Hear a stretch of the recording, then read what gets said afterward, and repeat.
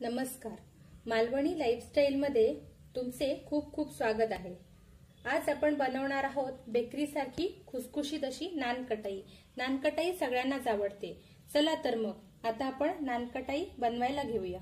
त्यासाठी मी इथे घेतलंय 2 कप मैदा घेतलाय, 1 कप बेसन, पाव कप बारीक रवा घेतलाय, 1 कप पिठी साखर, 1 कप तूप घेतलंय। याच्याऐवजी तुम्ही तूप नसेल तर डालडा किंवा बटर वापरू शकता। चवीपुरतं मीठ आणि चिमूटभर वेलची पावडर। सर्व साहित्य आता चाळणीतून चाळून घेऊया। पहिल्यांदा मी मैदा घालून घेते,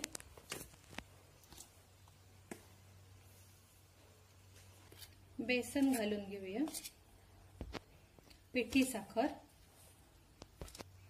बारीक रवा आणि मीठ हे सर्व साहित्य मिक्स करून इथं चाळून घेते। वेलचीची पावडर आहे ती पण मी घालून घेते। नानकटाई बनवण्यासाठी आता या सर्व चाळलेल्या पिठामध्ये मी तूप घालून मळून घेणार आहे। इथे आपल्याला पाणी किंवा दुधाचा अजिबात वापर करायचा नाहीये किंवा तेलाचा पण।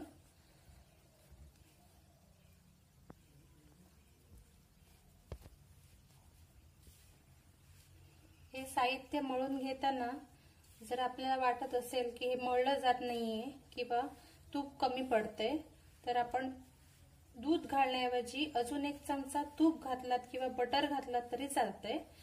कारण आपल्याला जी नानकटाई आहे ती एकदम क्रिस्पी आणि क्रंची बनवायची आहे। जर आपण दूध थोडंसं ऍड केलं तर काय होतं की आतमधून कधी कधी नानकटाई करताना मऊ राहते, त्याच्यामुळे आपण दुधाचा अजिबात वापर करणार नाही आहोत इथे। अशा प्रकारे मी इथे पीठ मळून घेतलेले आहे।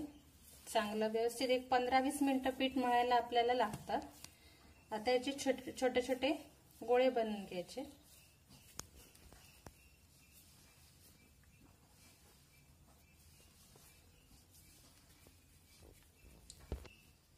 अशा प्रकारे त्याला पेढ्याचा आकार दिलाय मी।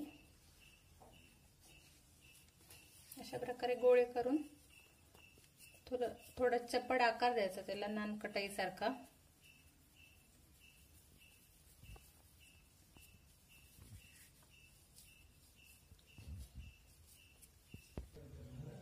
इथे मी नानकटाई तयार करून घेतलेली आहे, एक बॅच तयार करून घेतलेली आहे निम्मे।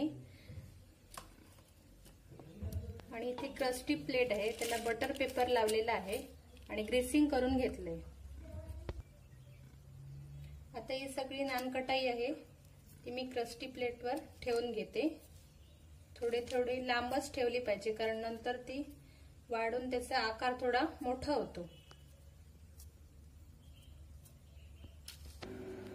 मी आता ही नानकटाई ओव्हन मध्ये ठेवून घेते। आपली नानकटाई आता तयार झालेली आहे। मी आता ओव्हन मधून काढून घेते। आपली नानकटाई छान बेक होऊन आता तयार झालेली आहे। तुम्ही इथे पाहू शकता की आतून पण नानकटाई किती खुसखुशीत आणि व्यवस्थित बेक झालेली आहे। त्यामुळे ही नानकटाई तुम्हीही घरी बनवून बघा। व्हिडिओ आवडला असेल तर लाईक करा, शेअर करा, कमेंट करा आणि अशाच नवनवीन व्हिडिओंसाठी माझ्या चॅनेलला सबस्क्राईब करा।